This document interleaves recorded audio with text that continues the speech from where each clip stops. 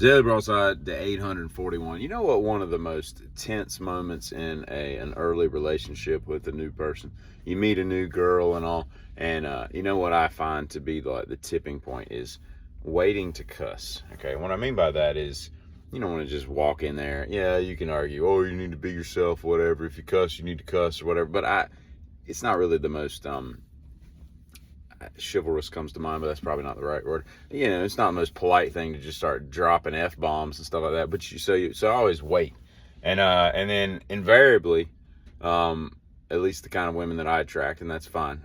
They'll start cussing. You know, within a 12-hour period or something. You're like, all right, I can rock with this girl.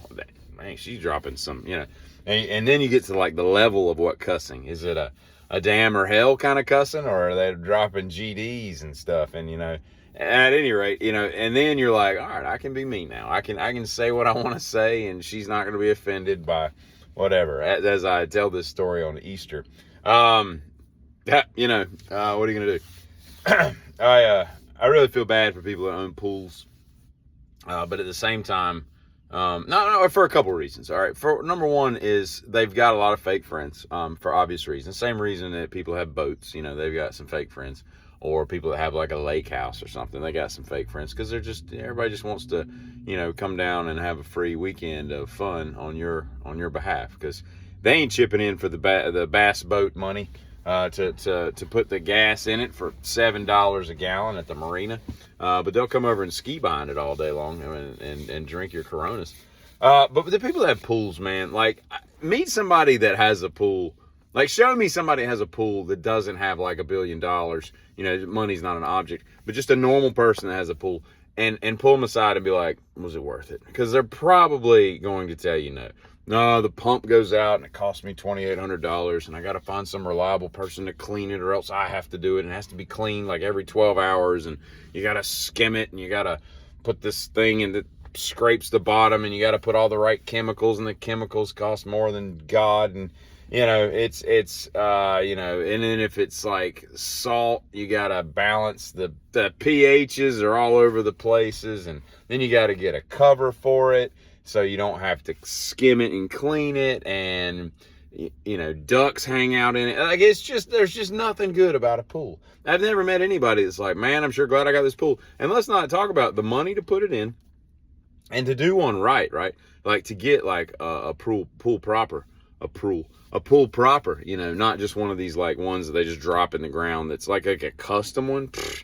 You're gonna drop 120 grand on that thing, you know, and then just get a cheap one, you know, you're gonna drop 40 grand. Like, it's insane what you pay. And then you gotta, it's heated. Oh, well, let's just take some more of your money. And it's just a champagne room over and over again, like every day. And then how often you really using it? If it rains that weekend, you ain't going to, you're like, oh, it's Saturday, it's raining. Great. All right, just cover the pool, kids. You know, then you got to buy all the crap to go with the pool. The chairs, the inflatables, the rafts, the things so your kids don't drown, the safety vests, what are they called? Life preserver, life vests, the thing Michael J. Fox wore in Back to the Future. Hey boy, you expecting a flood? What do they say? I can't remember. I haven't seen that movie forever. But anyway, so, you know, you got all that stuff, the incidentals that go with it. Oh, now we need a 14 by 9 pergola put up. So, you know, pergolas are dumb, by the way.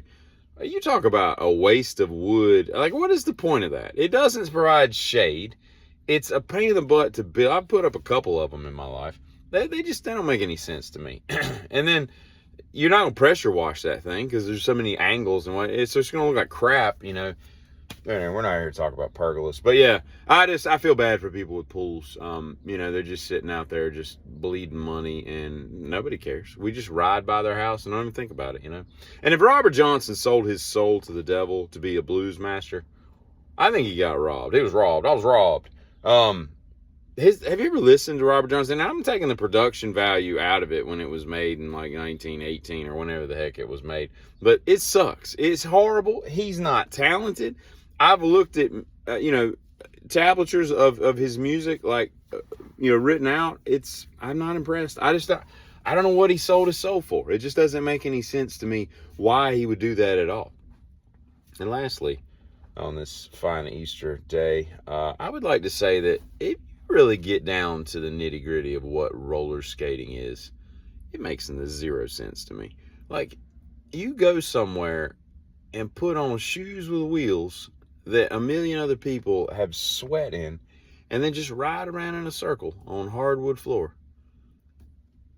It's like dancing, but going a distance while you're dancing. Like, dancing, it doesn't have any purpose to me either. I don't understand it. The only time I can see a dance is like, like if you're trying to get laid at the prom, or that's an obligatory dance, or like there's nothing wrong with like a dad dancing with his daughter at a wedding. That's cool, or maybe like, let's say your mom's dying and you dance with her in her hospital room because she loved to dance, and although you're not a dancer, you'll entertain her for the sake of her own smile. But outside of stuff like that, dancing just with a girl, let's go dancing.